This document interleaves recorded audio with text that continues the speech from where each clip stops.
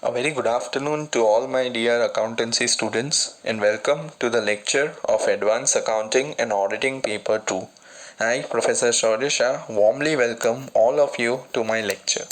Now, dear students, as you all know, we have completed the chapter of liquidation. You also must have got the theory notes and the practical sums, whatever we have done in the class, and also the practice sums of university for your own practice in your Google Classroom. I suppose all of you must have started solving it. The solution for it will be provided very soon, students. You need to keep your solutions ready for that. Fine.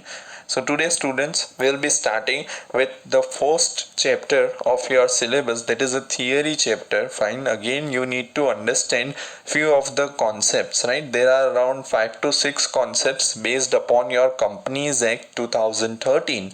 Some of them will be doing it today. Fine, once we complete this theory chapter, then we'll be moving on to another practical chapter, that is absorption accounts, right? So one practical chapter, then one theory chapter, then again one practical chapter, so that your theory is also done simultaneously and it will also help you people to write in your assignments. Fine, so whatever we are doing today, students, is asked generally in your 4 marks short notes which are there in your paper, right? So in all you will be having 12 mark short notes, 4 into 3 you have to write down. So what we are doing today and in next lecture will form your 4 mark short note if you write it correctly, right? So we'll be starting with today's part, students. The first chapter, that is your concept under Companies Act 2013, right? Now students, you need to again learn few of the concepts in this chapter. It includes your issued capital, it includes your financial year. You need to learn paid up share capital, public company, private company, and one person company, right? Again, this chapter is having only a weightage of 10% related to your short note only. Fine, so we'll be starting today with the very first concept in your chapter, that is your financial year, right? Now students, as you all are aware, we have done so many sums since 2 years in your college, right? Even in your schools you have seen the sums of your balance sheet, of the financial statements, right? Again, it is generally on 31st March year ending, we say again, right? So financial year, what do you mean by financial year, students? In general term, in layman's language, if I say financial year is a year, right? Year itself says 12 months, so it is a year, maybe any period during which the business activities, that is your accounting records, are kept for a particular type of business or any kind of activity, right? So that is basic term of financial year. Now we are into your advanced accounting and auditing, that is corporate accounting, right? So what you need to do is, according to Companies Act 2013, you all must be knowing, new act of Companies Act has been came into force from 1st April 2014. So everything whatever we are doing is according to your new act of 2013, right? So earlier it was 1956, but now you need to study according to 2013 act. Fine, so each and every definition, each and every concept and the provisions for that you need to study. Fine, so again today we'll be doing 3 concepts regarding it and then we'll be moving forward in the next lecture. Fine, so I hope you all are clear with the basic meaning of your financial year, right? Now if I ask you what is the financial year in India which is followed, right? So many of you must be knowing it is from your 1st April till 31st March, right? So it begins every year on 1st April and it ends on 31st March. So period between them, that is 12 months, is termed as financial year in India, right? It may be different in another country. Some countries may have a calendar year. Calendar year means thereby it is 1st January to 31st December, right? Again, many of the countries or the companies or the business follow again the we can say Vikram Samvat year, right? That is from Diwali, one Diwali to another Diwali. So again, that is accounting year and financial year as described by the law, by the Companies Act, you need to follow. Fine, so we'll study what is the formal definition of a financial year. You need to remember the section, students, and you need to remember the definition. Fine, we'll be going very slow understanding each and every term. What is financial year, students?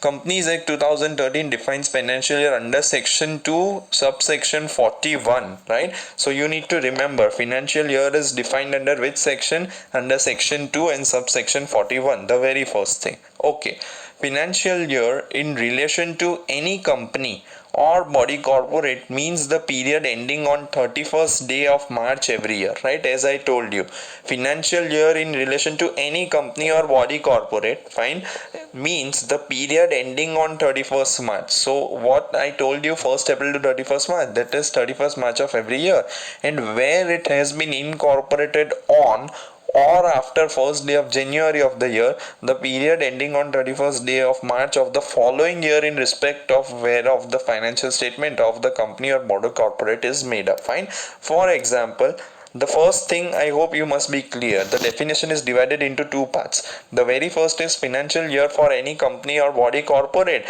ends on 31st March. Fine. So is it clear? Second part says if the particular organization is incorporated on or after first day of January of the year itself. Say for example, we are today on 20th of July 2020, right?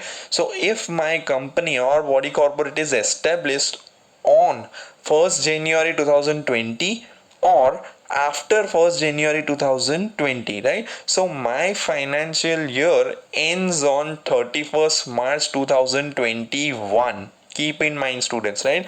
The period ending on the 31st day of March of the following year in respect of the financial statements that is made up, right? So following year means the next year. If my company is formed before 1st January 2020, then my financial year ends on 31st March 2020 itself. Is it clear, all of you? So two things we learned. The very first is financial year in respect of any company or body corporate means the period ending on the 31st day of March every year. And second, if it is established on 1st January or after that, the period ending on 31st March, that is at the next year, will be my financial year. I hope it is clear to each and every student. Fine. Now you have various provisions to be studied, students, for financial year for various types of companies also. We'll see what it is. Provided that where a company or body corporate which is a holding company or a subsidiary company or an associate company of a company incorporated outside India, right? Now three things you need to understand, students. Holding company. What do you mean by holding company, students? You must be aware of the total share capital of the company, right? Now any company which is holding more than 50%, that is 51% or more of another company, is termed as a holding company. Say for example, there are two companies, A Limited and B Limited, right? The shares of B Limited are 55% held by A Limited, right? So I can say A is the holding company of B Limited and B Limited is known as subsidiary company of A Limited, right? So I suppose holding company, subsidiary company is clear. So where a company or a body corporate which is a holding company or a subsidiary company or a associate company, that is associate related, fine, of a company incorporated outside India, the condition is it should be formed outside India and is required to follow a different financial year for consolidation of its accounts outside India, right? Again, students, provided that where a company or a body corporate which is either a holding company or a subsidiary company or an associate company which is formed outside India and is required to follow different financial year. For example, one company is formed in India but the another company is in USA, right? So again there is a possibility that there is a different financial year in USA, right? So in order to consolidate accounts outside India, the central government may, on application made by that company or body corporate in such a form and manner as may be prescribed, right? Allow any period as its financial year, whether or not that period is a year or not, right? Very simple words I will tell you, right? That if any subsidiary company, holding company or associate company formed outside India want to compare and consolidate their accounts along with their parent company or associate company, they need to make an application to the central government. central government will take the decision and will allow them to keep a separate financial year, and this period may be a period of a year or less than that or more than that, right? Completely depends upon the central government. I hope it is clear. So first thing we learned was the definition of financial year in the two parts. First we saw that it was from section 2 subsection 41, and the second part is related to your subsidiary company, holding company and associate company. Now the again additional concept, provided also that company or body corporate existing on commencement of this act shall within a period of 2 years from such commencement align its financial year as per the provisions of this clause, right? Again, if any company which is existing on the commencement of this act, means 1st April 2014, on that date, if that company is already in existence, then within a period of 2 years, right, within a period of 2 years from such commencement, means up till 1st April 2016, its financial year should be aligned with this, right? Any financial year you must be following, but you need to compulsory again align, that is join your financial year according to 1st April to 31st March. Fine. I hope it is clear. Three main provisions related to your financial year, that are clauses. Moving on to some of the additional provisions of your section 2 subsection 41. The first thing is financial year has to be started from 1st of April and to be ended on 31st of March. I hope it is clear. Fine. So it should be started from 1st of April till 31st of March. Second thing is, existing companies or body corporates had a transitional period of 2 years to align their financial year as per this provision. Just now we saw, students, right? If the company is already in existence, then from the commencement of the act, the company should align its financial year along with the provisions of this act. Holding company or subsidiary company of a company incorporated outside India are exempted provided that they make an application to the registrar or the company or the government, right? That is central government. We saw all these things that are your major keep aways, fine, from your Companies Act section 241 subsection. Fine. Is it clear? So first it should be from 1st April to 31st March. Second, existing companies had a transitional period of 2 years from which they can change their financial year and according to Companies Act. And the third is holding and subsidiary companies should make an application to the central government for aligning their financial year or for changing their financial year. Is it clear? Okay. Central government may grant the approval on the ground that subsidiary company desire to align its accounts balance sheet for consolidation of accounts as per the law of the land where the holding company is incorporated. Fine. Same thing what we saw just now. It is again additional point for that. If the government grant approval to the companies, that is subsidiary company, in order to align their accounts along with the holding company. We gave the example of India and USA, right? So again the subsidiary, if it is in India, if the holding company is in USA, then government may grant again permission to the subsidiary company to change the financial year and prepare the accounts and the balance sheet as per the holding company in USA. Fine. Okay. The application for seeking approval for change in financial year need to be obtained from the office of regional director, right? That is again corporate affairs ministry. You need to take the permission. First financial year, right?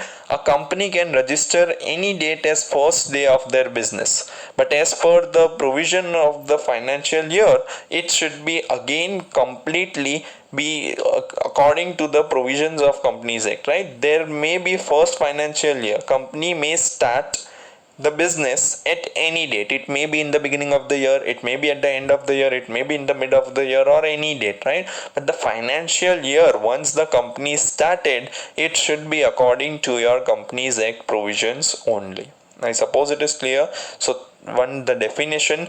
Second is your additional clauses regarding your section 2, and the third is your points, that is key takeaways from the financial year.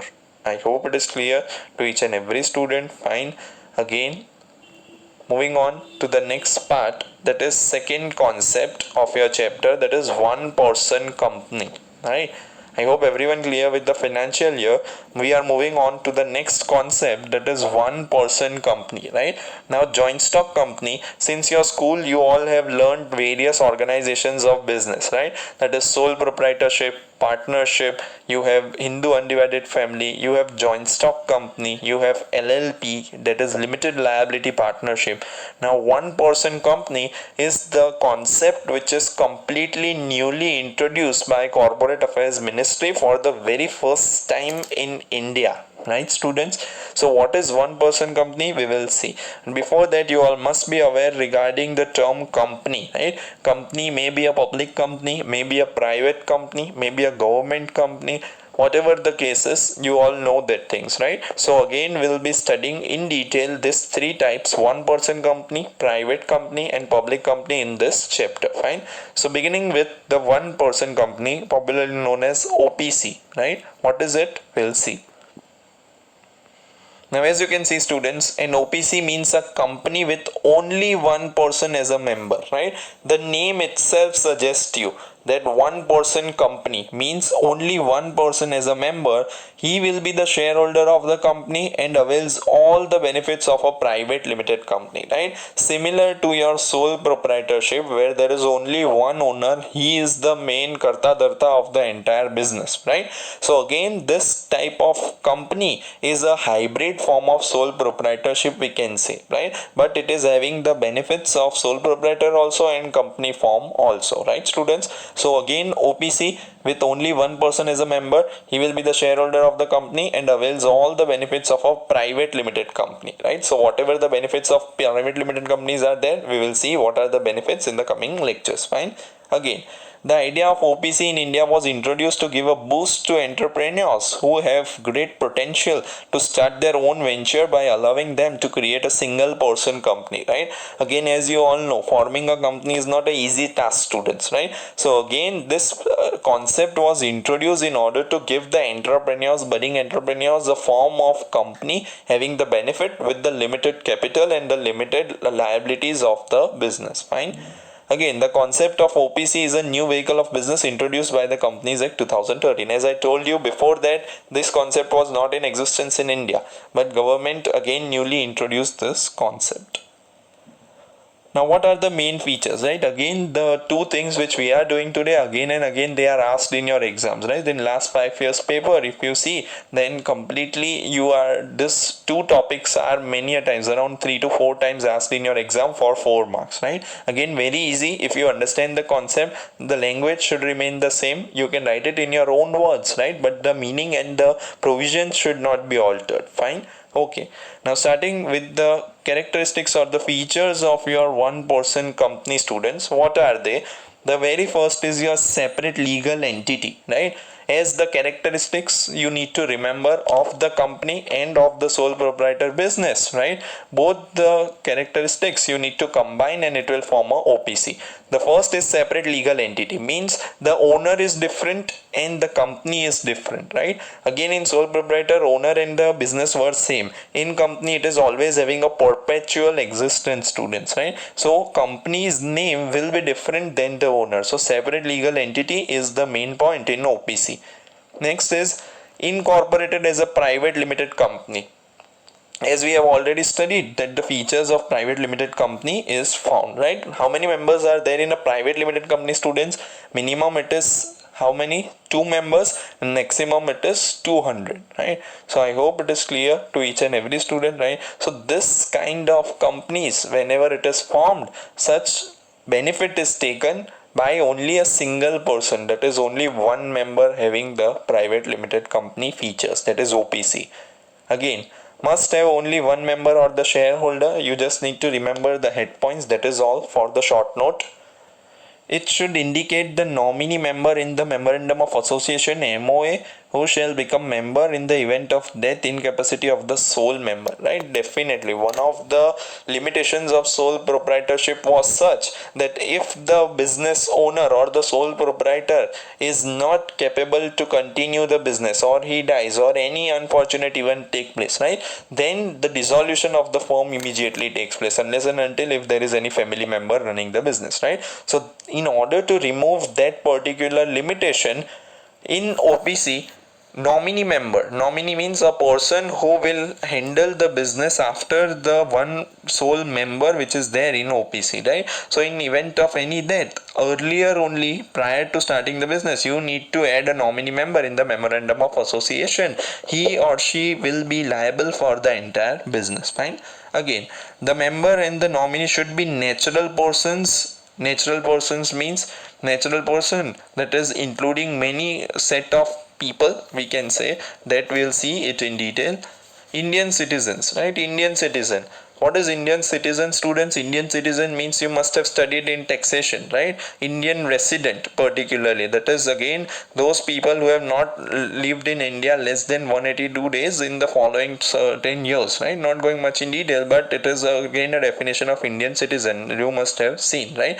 Again, resident in India. Indian citizens and resident in India, technical terms, again related to particular criteria. You here you just need to remember the terms for that. So resident in India depends upon the number of days the person has lived in India, particularly 182 days is the criteria. Then you need to see additional conditions also for that. Fine. So should be natural persons, Indian citizens and resident in India.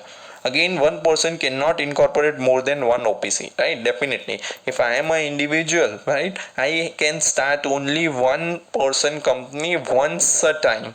After that, I cannot start the second company simultaneously, right? If one company closes down, then definitely I can start the second, but here it cannot incorporate more than one OPC. Is it clear, students? So it should have separate legal entity. It should be started as a private limited company, must have only one member. It should indicate the nominee member. Again, the member and the nominee should be three persons, right? That is natural persons, Indian citizen and resident in India. And the next is it cannot incorporate more than one OPC. I suppose it is clear, right? You can learn and you can understand the points simultaneously only, so that it is clear to you all. Fine. Again, few of the features. No minor shall become a member or the nominee. Minor means a person who is less than 18 years, right? So no minor shall become a member or the nominee. OPC cannot be incorporated, converted under section 8, that is Formation of Companies Act, with charitable objects, right? So again, definitely the section prohibits the OPC to start for a charitable purpose, right? So for charity you cannot start a one person company, and it cannot be incorporated or converted either into a charitable business. Fine. OPC cannot carry out non-banking financial investment activities, that is NBFCs, right? So OPC cannot be started for your NBFCs also. You just need to remember the points. OPC lose its status if paid up capital exists 50 lakhs, right? What is paid up capital, students? Will be learning in the further lectures. Again, what is paid up capital? It is that part of capital on which call is made and you have already received the money. Fine. So that amount of capital should never exceed 50 lakh. Total it should be 50 lakh only. If it exceeds above 50 lakh, then conversion should take place from OPC to a private limited company. Fine. Again, a proper form of company, joint stock company.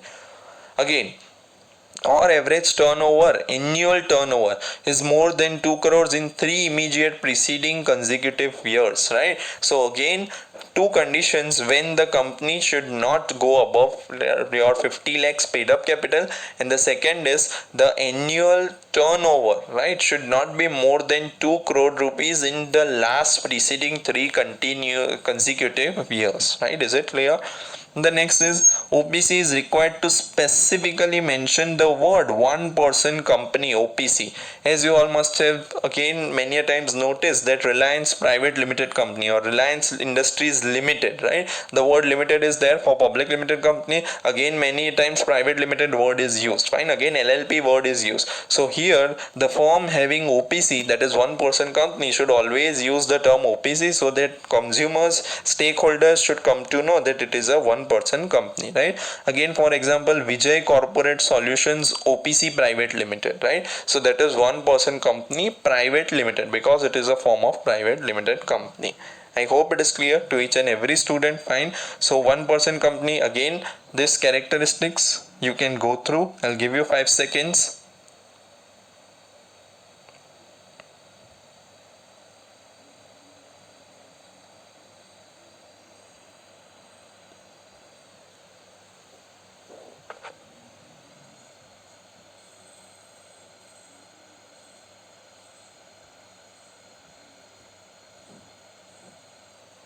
I hope it is clear to each and every student. Right now, just a brief idea of what we have studied for OPC, and this PowerPoints of OPC will give you an idea regarding what we have studied. Fine.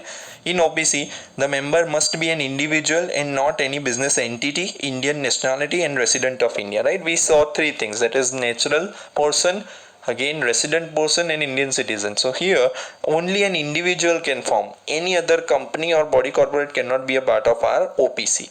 Second, paid up capital in OPC is 1 lakh minimum and 50 lakhs maximum, right? So 1 lakh is the minimum paid up capital which is required for a OPC, and maximum capital you require is 50 lakh rupees. Fine. It should not exceed that. We already saw.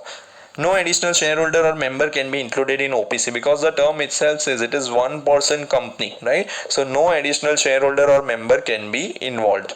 Maximum turnover limit is 2 crore, we saw.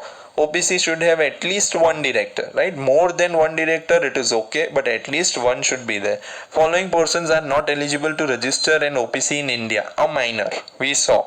Non-resident Indian, because the three conditions were natural person, Indian citizen, and resident of India.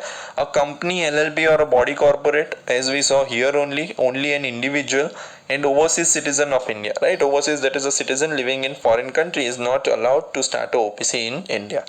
Provisions of conducting annual general meeting, AGM, and extraordinary meeting, that is EGM, do not apply to an OPC, right? This all are related to your private companies and public company, but in order to reduce the restrictions so that people start OPCs and again it is encouraged, these provisions are not there for your OPC. I hope it is clear to each and every student, right? So this is the meaning you need to write down, the again features and again the PowerPoints of OPC in order to remember it. I hope it is clear. 4 marks are at stake, students, right? So financial year and OPC, I suppose it is clear to each and every student. Fine. Again, two things we have completed, students. Now in the next lecture, right, again share capital will be starting. Just we'll be having a brief idea regarding what is share capital all about, and then you need to study what are the kinds of share capital. Fine. So today we'll be just seeing the share capital concept, and we'll be starting in the next lecture about the kinds of share capital, right? As you all know, what do you mean by share capital, students? If I ask you, then no definition will come to your mind for sure, right? You know what is share capital, but how to write it or what is the exact meaning of that, we many a times forget, right? So share capital, in every sum, in every balance sheet, there is a share capital. It may be equity share capital, it may be preference share capital, it may be paid up capital. So all those basics you need to remember again in order to solve the sums, also in order to gain more marks in corporate accounting, right? So what is the share capital? We'll see. A joint stock company should have capital in order to finance its activities. It raises its capital by issue of shares, right? We again saw, we have solved many a chapters that issue of shares, that is related to application, allotment, you call the money, you receive the money, certain money you are not receiving, that is known as calls in arrears, certain money you receive in advance, that is known as calls in advance, issued capital, paid up capital, subscribed capital, authorized capital. So all those concepts you need to clear, right? Fine. So again, a company requires money, finance, that is related to share capital. Now for example, understand the total capital of the company is 1 crore, and I say to you that each share is of 10 rupees, right? So definitely if I ask you how many number of shareholders are there, right? So you will say 1 crore divided by 10 rupees, sir, right? So 10 lakh shares are the total shares of the company, right? So why we have done this? We have divided the total capital of the company so that majority of the public can issue our shares and they can become a shareholder of the company, and you can receive a pool of financial resources. Fine. So the MOA must state the amount of capital with which the company is desired to be registered and the number of shares into which it is divided. As I told you, 10 lakh shares, right? And the total capital 1 crore. So it may be different for every company, but they should say it before registering it, right? When the total capital of the company is divided into shares, then it is called share capital. I gave you the basic example and this is definition, right? When the total capital of the company is divided into various number of shares, it is known as share capital. It constitutes the basis of capital structure of the company. Capital structure shows you into what divisions the capital is divided, right? Again, in other words, the capital collected by a joint stock company for its business operation is known as share capital. Definitely, we understood. Share capital is the total amount of capital collected from its shareholders for achieving the common goal of the company as stated in Memorandum of Association. I hope it is clear. So, share capital is the total amount of capital which is collected from its shareholders for achieving the common goal of the company as stated in Memorandum of Association. I hope that is clear to each and every student, right? So you all must be clear with the concept of share capital.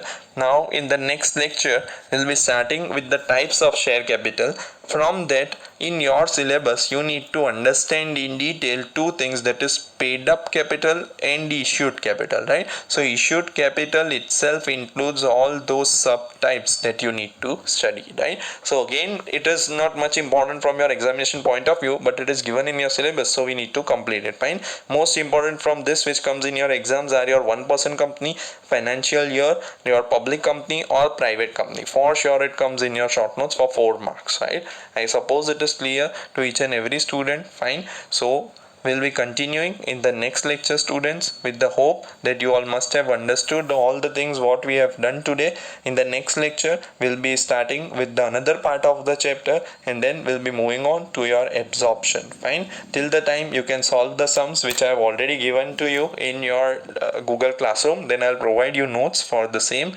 Again, your assignments will be related from the chapters or the notes which I have given. You will be well in advance informed about it. Fine. So I suppose it is clear to every student. Fine.